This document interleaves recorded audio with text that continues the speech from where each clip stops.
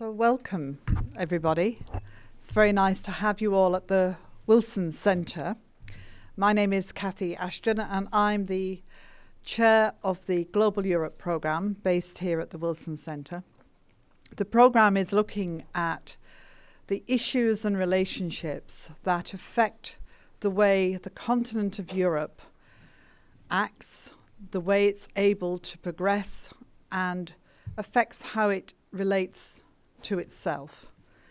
And obviously, in the course of thinking about that, we think very much about individual countries and collectively Europe in its relationship with the international organizations and frameworks that we have in our world, and especially those that Europe is directly engaging with. I'm absolutely delighted that today we have with us representatives from the OSCE, which is the Organization for Security and Cooperation in Europe, something that I'm sure many of you are very familiar with. 57 nations who work together, from the USA to Iceland, from Russia to San Marino, from Turkey to Canada, coming together in Vienna for dialogue, debate and discussion. It is the largest regional security organisation. And with me, I'm fortunate to have the Secretary General of the organisation, Ambassador Thomas Greminger, who was appointed, I think, in 2017 for 3 years. I don't know if you'll stay longer than that, Thomas. It's very nice to have you here. You have a long and distinguished career. Before you were engaged with the OSCE, you were Deputy Director General of the Swiss Agency for Development and Cooperation, and of course you were the permanent representative for Switzerland at the OSCE, so you have a lot of knowledge. Beyond that, though, you're also an author, and I know a passionate supporter of gender equality.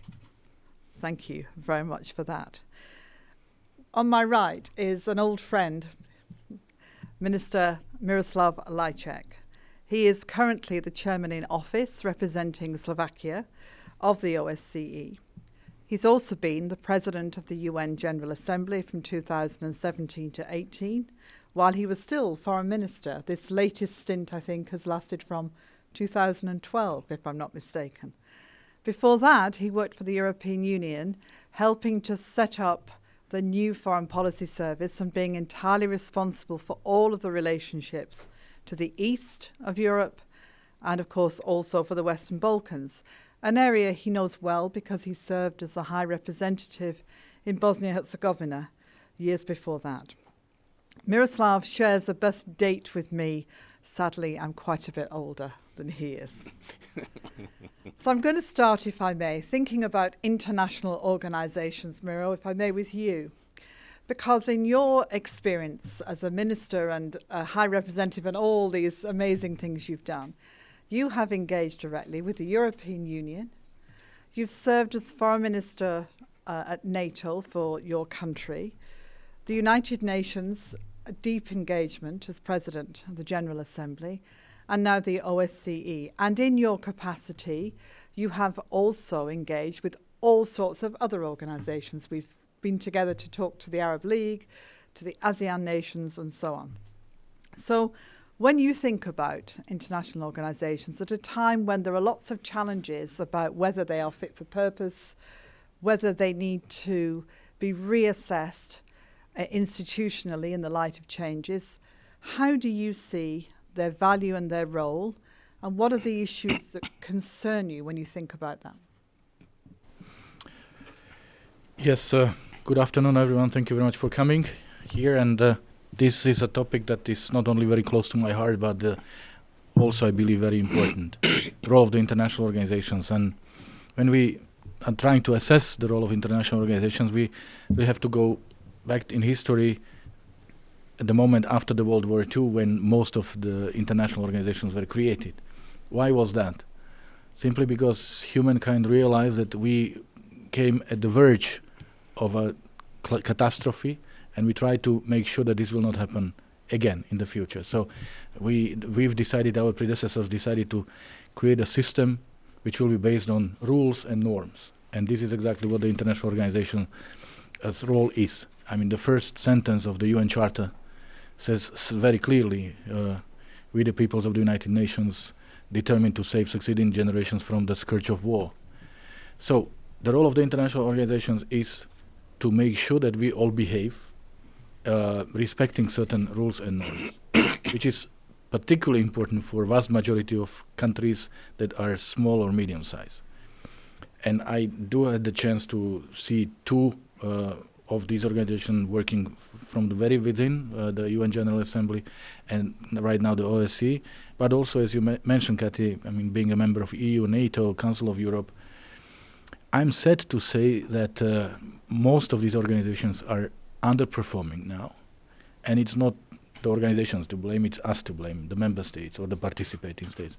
We are not using the potential of the international organizations. We are not, as if we are forgetting why we have created these international organizations. It suits to some not to play by the rules and therefore to avoid the organizations that are here to protect the rules. But obviously, if we don't have the system that is based on rules, then we have a system that is based on strength. And we had this in the past, and we know how it ended up. And I'm very worried that we seem to have forgotten the lessons of history. And my point is, instead of criticizing the organizations, use the potential, update, of course, make them fit for the 21st century. But I mean, don't forget why they have been created in the first place. Thomas, you've got a practical experience every day in the OSCE of trying to marshal 57 countries. I did it with 28. That was quite enough. 57 seems like an additional set of challenges, not least because when you look across the spectrum of size and shape and, if you like, footprint in the world. Tell me about how you do it, and tell us about how you feel you would like more of it. How much do you think the OSCE is able to achieve what you would like to see, and how much do you think more could be done? And if so, do you agree with your chairman in office? It's always wise to do so, I hasten to add. But that it's about the participating states taking it seriously and really driving an agenda of talking. Well, I totally agree with the chair in office, obviously. We are a good team. I think that, indeed, when we talk about effective multilateralism, there is the part of member states, participating states, taking advantage of what is being offered, the tools of a multilateral organization. But I would also argue there is a part by the organization itself. There is a constant challenge to remain fit for purpose, to make sure that the organization is capable of responding to evolving security challenges. And I think here this is clearly also a challenge that is on us. And there are a number of things that also can be done from within an organization. There are other issues where we need the buy-in from the participating states, where we need that consensus that is necessary. But you know, I see the organization on a daily basis functioning, you know, despite of this prevailing pessimism regarding multilateral approaches. I see it managing conflict quite successfully. So, for instance, in Ukraine, I see it promoting dialogue. For instance, we have, I think, the only remaining inclusive dialogue platform where Russia and the West talk about political military issues. We help states dealing with transnational threats, be it terrorism, counter violent extremism, cyber, but also challenges regarding the nexus between climate change and security, migration and security. I mean, we are dealing with these issues. And I think we also promote a lot of structural conflict prevention by supporting states in strengthening their institutions, democratic institutions, rule of law, and help them to become more resilient towards security threats. So what frustrates you then when you're dealing with the countries, and you describe very well all of the different mechanisms that you use, the kind of issues you're involved in, the way in which you bring people together to try and keep the dialogue moving, and it's through the dialogue that things hopefully begin to change or open up, finding opportunities to kind of break through and make a difference. And that's always undervalued in my view, and should be always seen as the most crucial part of anything that can really make a dramatic difference. But there must be things that frustrate you. So without putting yourself out of your job, give me an example of what you'd like to see change. Well, I would clearly wish participating states would use the tools that we have on offer more systematically. We are an inclusive dialogue platform that could be used much more extensively, for instance, to address issues regarding the ever-widening East-West divide. Here, I find myself often quite frustrated to have an offer. I mean, coming back to the structured dialogue, it's interesting that, in particular, the major stakeholders are quite reluctant to engage, and here I wish they would, and I think we would have something really on offer that could, produce responses to current security challenges, not least in the political military field. And instead, what we see is more and more these unilateral transactional approaches. The notion of tackling a security challenge in a cooperative way, I think, is not the dominant mode with leaderships in many of our participating states. Miroslav, you and I have talked many times about what I call the informal versus the formal. And the issue that on some of the biggest questions that we face, what we find is we get groups who come together with the intention of tackling that one issue, the friends of, the contact group for. The example that, of course, I think of most successfully is the P5+1, as they call it here, the E3+3, as we call it back in Europe.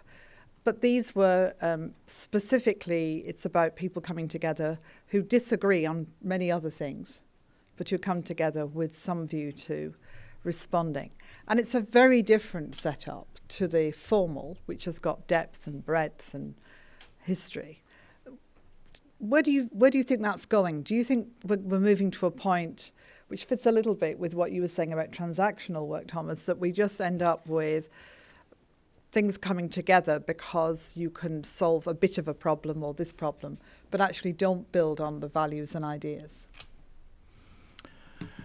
Well, I have mixed feelings about these informal formations. The fact is that we have many different formations dealing with different issues. You mentioned the P5+1. There is 5+2 format on Transnistria, Normandy 4 on Ukraine, Peace Implementation Council on Bosnia Herzegovina, and so on. They are the reaction to the historical development. Now, on the pros side is the fact that they might be more flexible, and sometimes it's really important that we have a group of countries that are able and willing to be part of the solution, and and their way of operating is, as I said, more flexible than the traditional international organizations. On the negative side is their legitimacy, the mandate, and also we should not create this as a parallel system to existing international organizations. So, because that would be very dangerous. Because if we have questions about legitimacy of this group, then obviously the authority of this group is already compromised, and then also the expectations from its work. So I would agree with these informal groupings, provided they are a result of a wider discussion, and ideally operating on the basis of the mandate from the UN Security Council or by the European Union or by the relevant international organization. So no one questions the composition, no one questions the mandate, and no one questions the intentions. And it's a classic use of soft power, isn't it? Because the capacity for international organizations to be places where dialogue is used effectively is about all of those elements of soft power. We saw with the European Union's decision on North Macedonia, which I know that you have said you're very concerned about. You'll let you say in your own words. But how do we, with international organizations, really develop this concept of soft power if we're not prepared to use it as effectively as we might? Well, soft power must not be underestimated. Soft power is a very effective tool. But for being able to use the soft power, you will have to have something to offer. And the European Union is the best example of soft power. Every time EU is in a good shape and performs well, then it's really projecting this image that other countries or many countries are willing to join. And so leading by example, this is the soft power. You are not forcing people to do something against their will, but you are giving them an opportunity to become part of the club, provided they voluntarily adjust their internal system. So it's their initiative, and you give them reward in the end after all this process. And this is how it should be, of course. So, but again, for being able to project this soft power, you really have to be an example. And therefore, of course, in case of the European Union, we really have a 2 or 3 issues to sort out to be the shining example again. We won't talk about Brexit now.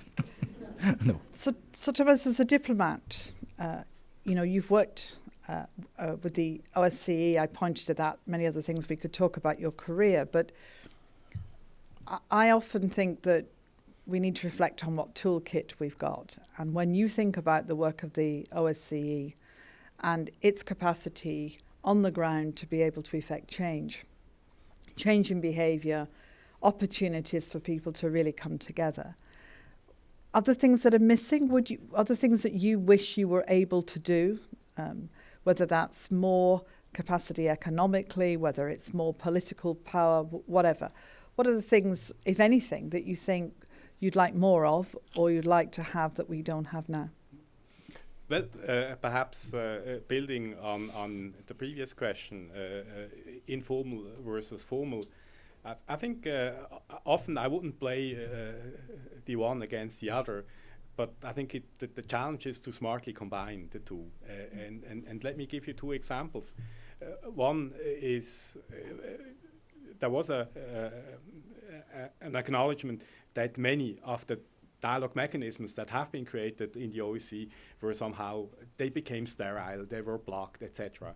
And so this structured dialogue that was launched by the Hamburg Ministerial Council decision end of 2016 was, still is, an informal platform. But launched by a formal organization. Exactly. That which was exactly provides the legitimacy. Yes, yes. And another example is when we look at how the crisis in and around Ukraine is being dealt with. You have the N4 that basically has to provide political guidance to make the work of the trilateral contact group meaningful.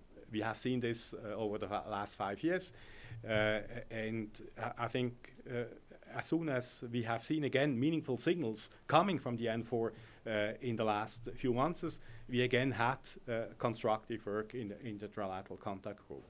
And I think the same is true. I think it is also a matter of smartly combining multilateral and bilateral dialogues, particularly when we come to very sensitive issues in the arms control domain. We are talking about CSBMs revising the Vienna document. And I think here there are things that can be done multilaterally, but it is also important that there is some political guidance. If not, multilateral is just turning circles. And for you, what would you add to the toolkit? Because I think this point about the informal and the formal being part of the same thing. The example I gave of the P5+1, it was nonetheless a UN Security Council. Yeah. It had teeth, as it were, in that it was representing the UN. Is that the way that we could add to the toolkit? Yeah, the one should not be put against the other. I mean, complementarity. And the structured dialogue is a good example because the mandate is unquestionable and those who are willing to join are joining, so it's an informal platform. Normandy 4. Normandy 4 was a group that was created in the absence of action from formal structures. EU was unable to take action on Ukraine, so Germany and France undertook it. So we should be grateful for having this format, even though I would obviously prefer to see the European Union playing this role. So what is damaging is that when we discuss formats instead of substance. Yeah. And we do so when the format does not seem to be credible. And then, of course, this distracts us from the very substance of our work. And therefore, one must not underestimate these formats. And if you think that you can really put together any group of countries and ask them to do any kind of issues, you will very soon run into these problems related to legitimacy and everything. So, therefore, again, the multilateral system has not been imposed on us. I mean, we have created it. And we knew why. So I just see no logic in ignoring the system or not using the potential of this system. And the complementarity, really, the combination of formal approaches and informal actions is very important.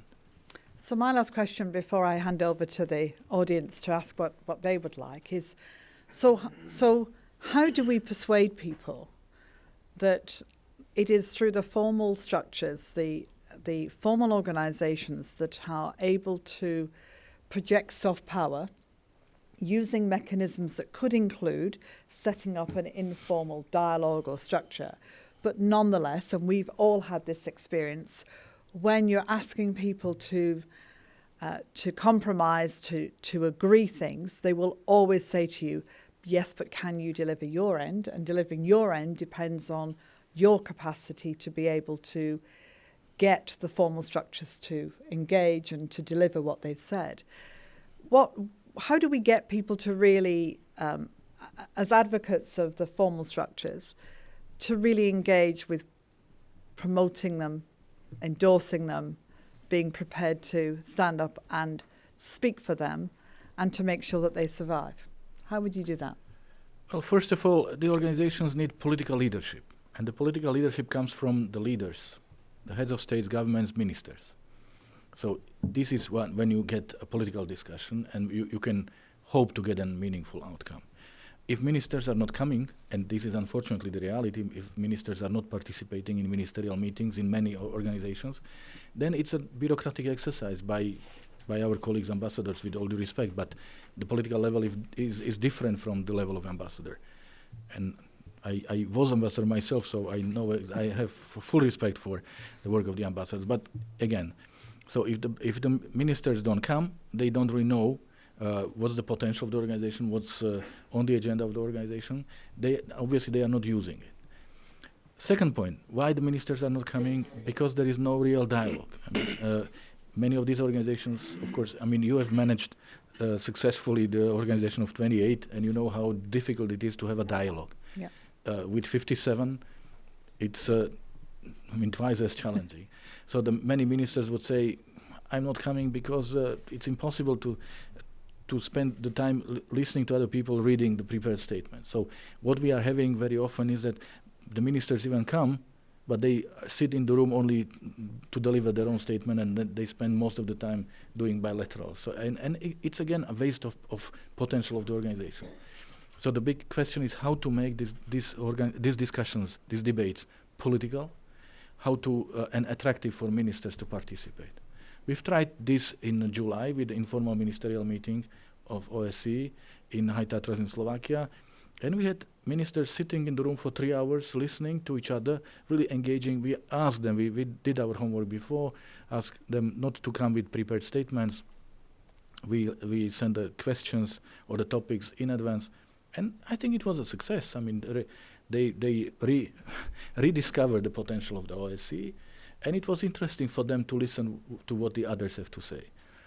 It's not always easy, but if we do not make these meetings attractive for ministers, whose time is always very precious, then we will end up with the bureaucratic exercise, with repeating same positions, because if the ministers come and read the statements that were drafted by the ambassadors, then there is a very little value and very little political guidance of this. So this is something that I really have been thinking lately a lot about, how to use the potential, how to get the political guidance out of this organization. Do you agree with that, Thomas, or would you? Absolutely. I think you need leadership. Leadership can come from major political stakeholders. It has, if you look at the history of the CSE and the OSCE, it has also, over a significant period of time, it has come from smaller states, because they have a particular stake in promoting cooperative approaches to security. But there is clearly a need for political leadership. Then I think there is also the challenge of the organization as such, the secretariat as such, to have tools that perform, that are responsive to security challenges. There is a resourcing issue, clearly. If you expect an international organization to deliver, you need also to be ready to invest in terms of financial and human resources. You asked me before where I see challenges, deficits, where I would wish as a SG to be better off. This is clearly one area. The OSCE has been living off zero nominal growth budgets for 8 years. Well, this leaves clearly its traces on how we operate. And if I may to jump in on this is a very painful issue.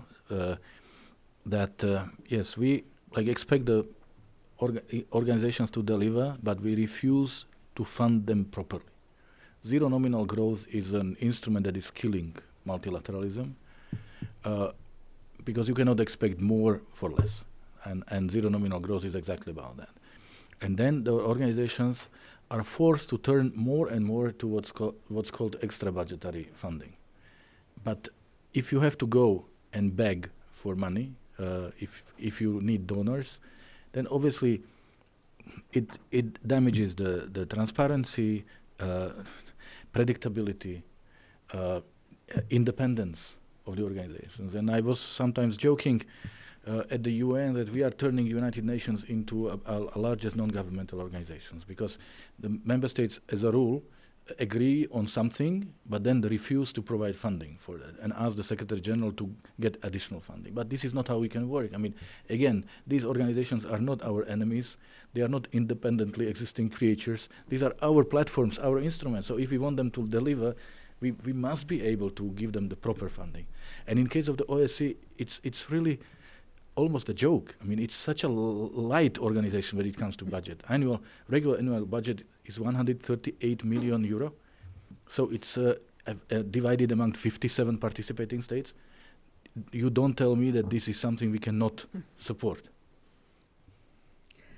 Well, there you are, the challenges. Everything from ministerial engagement, the role of the organisations, how you link formal, informal, and inevitably those who engage with it need to put their money where their mouth is and actually fund.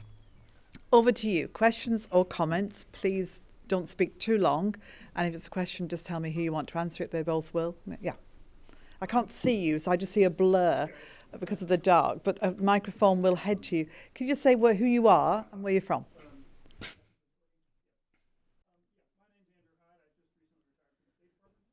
And was at the U.S. mission at OSCE, the EU, and also at the UN. So I'm very interested in this topic.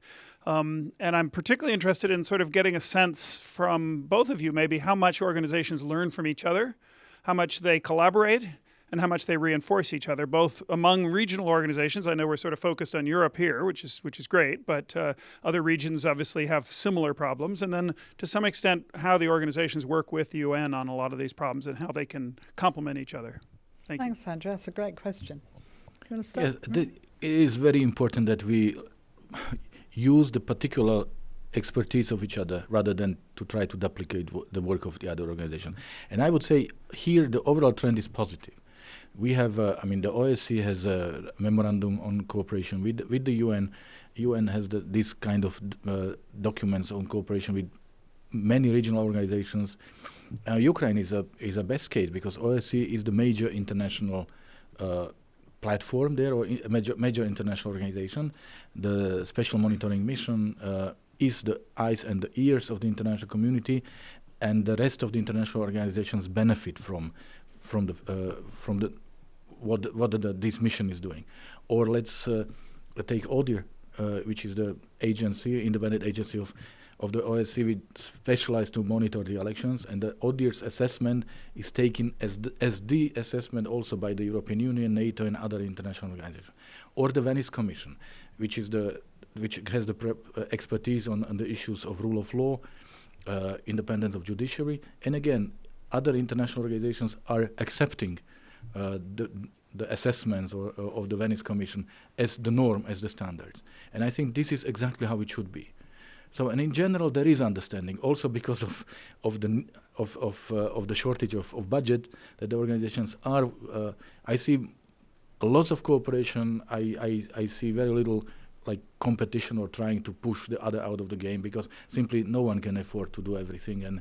And on this one, I believe the trend is positive. Is there a sort of Secretary General's meeting where you all get together and share? Well, we are trying, the UN Secretary General pushes, he calls this network multilateralism, and he pushes this idea of mobilizing synergies between regional international organizations.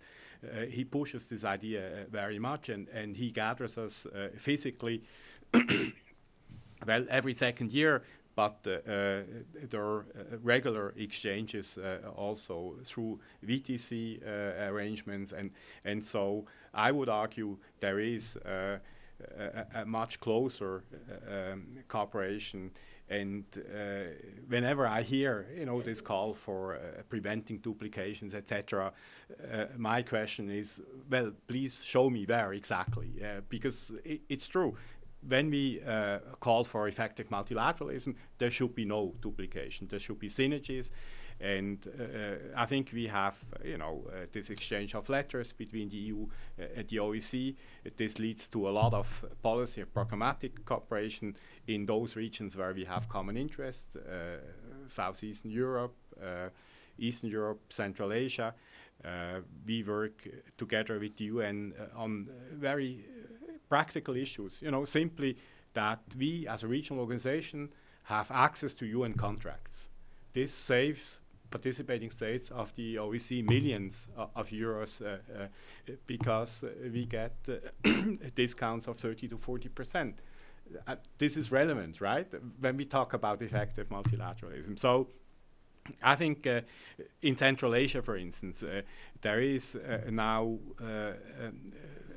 a huge interest by Central Asian states to be supported in combating transnational threats. This is relatively recent. There is a close cooperation between, for instance, UNOCT, the EU, the OSCE, and also now to quite an extent other stakeholders, like, for instance, Shanghai Cooperation Organization. So we, try to make sure that our support offers are coordinated when they're being addressed to the states of the region. And well, there is certainly still room for improvement. But I think the trend is clearly the trend of network multilateralism. Okay, next question. Yeah. Hello, my name is Lauren Olosky. I'm with the Georgetown Institute for Women, Peace and Security, and Ambassador Milan Verveer. Sorry she can't be here today, but I'm curious to hear on her behalf what you think the role of women is at both an formal level within international organizations and also more at a grassroots informal level in terms of conflict prevention. And what do you think is left to be done in that area? We should be running everything. That's what I think. Miroslav, and you I'm do. here. And you do. Yes, I am. I very much appreciate the leadership of the United Nations when it comes to promoting the women, and it is very important. And I must confess that it has also changed the way I think and act and operate after I have come back from the UN. It simply makes no sense to leave half of the population out of the processes that are relevant for this planet. So that's one thing. And second, that the women have proven to be very efficient negotiators and organizing so many things. So this should no longer be an issue. It should be something that is taken for granted, and that we will make sure that the women are playing the adequate role. And here again, the Secretary General Guterres is a true leader in promoting the role of women, and he made the commitments that 50% of the senior staff. This has already been achieved, and he goes further in this regard. So the culture of promoting the role of women in the United Nations is very strong. In other organizations, it's different, but it's really important that it is there, and that the issue of making sure that the women are not left out is very much present in everything we do now. Thomas, how many women ambassadors are there in the OSCE? Do you know? Among participating states heading the delegations in Vienna, it has gone down a bit. I think there are around 25% of the heads of delegations are female. Yeah. And it's more or less the same at the United Nations. Mm.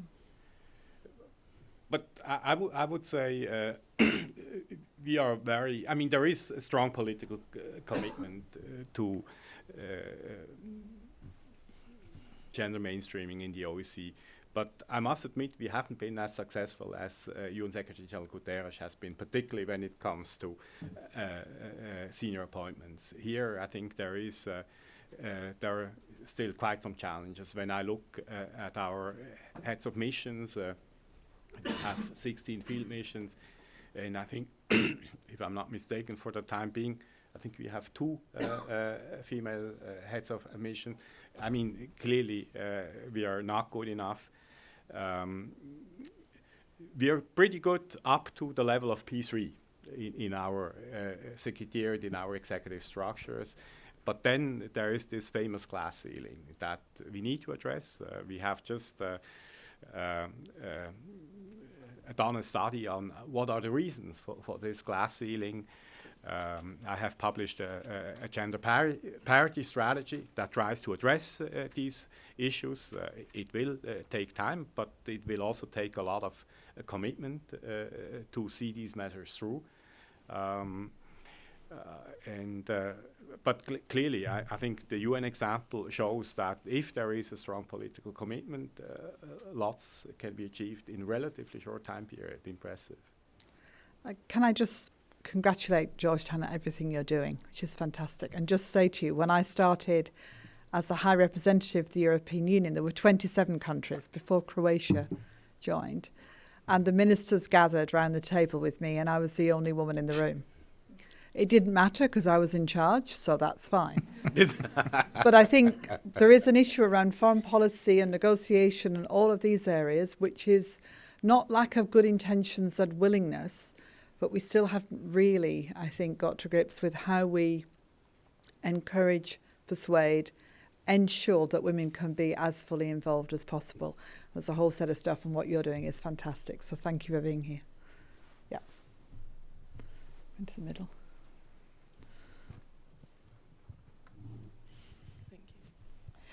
Hello, my name is Maripaz Alvarez. I'm actually here as an intern in the Mexico Institute, but I'm very interested in conflict resolution and prevention. I guess I have a question, especially for the younger generation that will eventually, hopefully, get to work in this kind of field. What are some of the challenges that you see coming up in the next 5 to 10 years? And what are some ways that you see them being addressed? Maybe, I don't know if this is a matter of human characteristics or skills to bring into this area, into this field, or if it's something more to do with this multilateralism, how to address it in a different way, or keep pushing for what we're currently pushing. Thank you. Thanks, great question. Do I want to start with you? Because organisationally, that's an interesting question. But, huge challenges are related to modern technologies and security, technological change. If you have an organization like the OSCE that has a comprehensive approach to security, you have in every security dimension, you have challenges that are related to technological change, artificial intelligence, cyber, and we need to tackle these challenges. This, of course, necessitates interest and a mandate by participating states to do so. But then, of course, it implies that you build up expertise. And by the way, to link up with the previous question, unfortunately, I see that the cyber experts are mainly male. So I hope that this is not going to be the case when it comes to artificial intelligence. We need, if we want, to come out of this hard security image of a male-dominated domain in the future, we depend on many more female experts on, for instance, AI. Sure, that's true. Any comment? Yeah, it's very difficult to predict what will be the challenges we'll be facing 5 years from now, because we seem to be surprised by the challenges that are happening today. And with all the think tanks and independent institutes, we never predicted the financial crisis in 2009 or the migration crisis in 2015. So we are always caught by surprise and then put in a reactive mode. Second, the things are changing so rapidly that I read somewhere that 80% of jobs that will be used in 2050 do not exist today yet. But I certainly believe we need to address the challenges that are related to cyber, and there is zero regulation, and of course it's not easy. But the fact is that today the threats to our civilizations are not that massively coming through conventional arms or traditional ways of conducting conflicts, but rather from cyberspace, and we are completely helpless to respond to it. Role of the social media in democratic societies, it's also something that they have established themselves as the fourth pillar, I would say, of the democratic society. But again, could be and are being not only used but also heavily misused, and that's something we need to deal with today. And more, the issue that is knocking on our door is the issue of artificial intelligence. And these are just the three where I think we could easily put a list that would be way longer. So we would need to have a serious thinking what to anticipate, and I would call for or ask for systematic approach in addressing these issues, because we have initiatives coming from here, from there, by countries, by companies, but this is not comprehensive, and we need to address these issues, and also we need to do a better job in anticipating what expects us. Okay, now I'm going to go over here. There's a whole, so start there. Marta Verbetic, I'm with the Woodrow Wilson Center. I was wondering, I have a question about Bosnia. As you know, Bosnia goes from one crisis to the next, now almost 24 years after the Dayton Agreement. And for sure, regional international organizations have helped a lot to maintain stability in the area. But in the absence of the parties, of the local parties agreement, what is it that international and regional organizations can do? How can they help more Bosnia? Miroslav. And move this peace along. I realize they've done a lot, but I just wonder if there are certain limits to what the outside parties can do, even with the best intentions and resources. Okay. Thank you. Miroslav, I think It's very difficult to speak about Bosnia and Herzegovina because the country is so complicated that the moment you start explaining, you lose the audience. They are unable to follow you. So how to explain a very complicated story in a simple way? Well, Dayton Agreement saved the country from the carnage, stopped the war. But Dayton Agreement and the Constitution, and some of you know that the Constitution of Bosnia and Herzegovina is one of the annexes to the Dayton Agreement and was written in English originally. So the Constitution was, or the agreement was good enough for stopping the war, but not good enough for creating or allowing for a functioning state. And the logical trajectory would be and it was said a million times, from Dayton to Brussels. So that the Dayton philosophy, 3 constituent peoples and no outvoting of 2 against the 1, would be replaced by the joint desire to be part of European family, and that desire would lead the leaders to change the system, change the functionality of the state, so that it is able to function also within the European structures, because you really need a highly functional state. And most of the countries that have joined the European Union at 2004 and after have changed their constitution because they would not be able to function. But the country has been lost somewhere between Dayton and Brussels. So Dayton no longer provides for a functioning state. Brussels is too far, too blurred, too untangible. So the leaders prefer to stick what they have, to stick to what they know, rather than to take a risk of changing it for something that might be better but might also be worse. And the international community does not really know what its role in the country should be. There is a heavy presence of the international community. Every possible and impossible organization is there, but it's not clear who is in the lead. You still have the High Representative, but he is seen as already a relic of the past.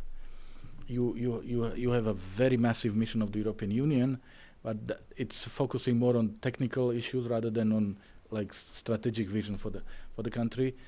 And again, the problem is that the international representatives come and go before they really understand how complicated the system is, while the local politicians and leaders have learned to live with this complicated system. So for me, the only answer for the future is a credible European perspective, so that it will change the mentality, as it has changed the mentality of politicians in my own country.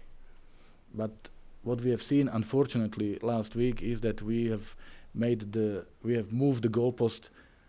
We have been constantly moving the goalpost, but right now we have sent it somewhere that we no longer see it. We are no longer sure it is still there, and it's impossible to expect that the country will make reforms and European changes if there is no credible European perspective. I'm going to take another question, and then Thomas you can answer both, because I'm conscious of time and there are a few more people I want to ask. Yes, there. So my question is more general about that. By the way, my name is Angel, and I'm with Phoenix TV, Hong Kong Phoenix TV. So I actually have used to worked in the United Nations before, and I studied international politics and policy. So I'm interested in that the United Nations can always, and other institutions can always encourage the implementation of all different kind of policies towards peace, but it lot of times run into the problem of how to enforce the policies. How do you tackle this issue using soft power as to push the policies to be enhanced? And also, the UN is short on budget right now as a reality. And how would you see this pose challenges to international organizations in the future? Thank you so much. I think that's got to be for you because it's the UN, but then Yes, come in on both questions. The United Nations is, of course, the most universal organization, and I see the role, and UN sees its role as identifying the challenges for the humankind, for the planet, and proposing solutions. But it's for the member states, it's for the governments to implement these solutions. And the good example is the Sustainable Development Agenda. It was the UN that came up with the SDGs, with 17 goals, but it's the member states who are implementing them into their national legislation. It's the member states who are coming to the UN every year to report about the progress. And this is an ideal model. This is how it should work. It was the UN that identified the challenge coming from the global warming. We came together in Paris, agreed on a document, committing ourselves to slow it down, but we also committed ourselves to offer necessary funding, and we are not doing that. So the financial gap is widening. And also on the SDGs, we are, short of huge money. So UN has proven to be a leader on many issues, but we need the commitment of every member state so that that these programs are turned into reality. When it comes to peace and security, here the United Nations is promoting the culture of peace that is focused on the prevention. That means normally we deal with peace only when peace is lost. And we have the peacekeeping missions, but they are sent to areas where there is no peace left to be kept. So, and the UN is now, since 3 years now, promoting the culture of focusing on seeing peace in its full cycle and reacting when we see the first warning signals, because conflicts don't happen overnight. But unfortunately, as a rule, as a habit, we ignore the signals. We have no political will to deal with them before it's too late. And when it's too late, then we know what to do. We convene the Security Council, we agree on the parameters of the mission because there is a routine already. But the most difficult part is to address the conflict before the conflict has exploded. And there is a study by the World Bank that says that $1 invested in prevention saves $16 that you have to spend on dealing on the consequences of the conflict.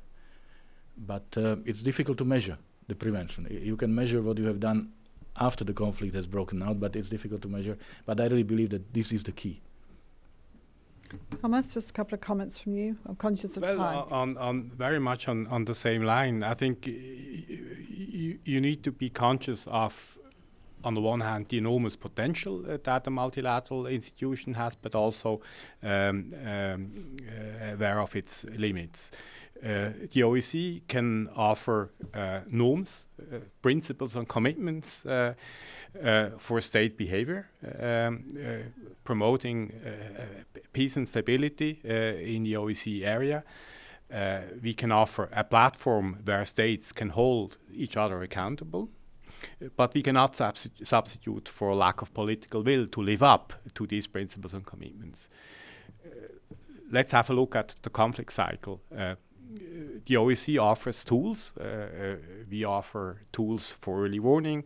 We offer tools for early response, conflict management, conflict resolution. We support formats that promote conflict settlement. And we need to do that smartly, that is for sure. But again, we cannot replace lack of political will to seek the solution of a conflict. And clearly, you need both ingredients to come together if you want to have a settlement process to move forward.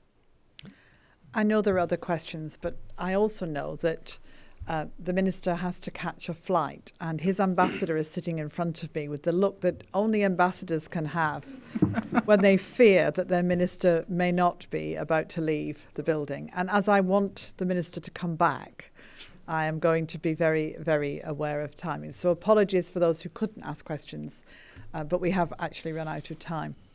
I just wanted to say to both of you, thank you so much for being here.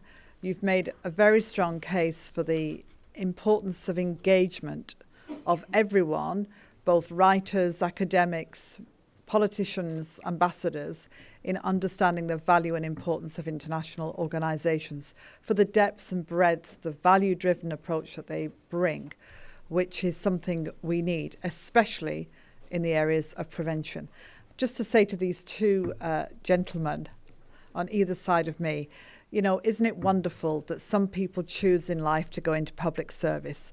They would be richer and less stressed if they'd gone elsewhere. But I am so grateful that you chose to be public servants of the calibre that you are. Thank you, everyone, for coming. Travel well. Thank you very much. Thank you.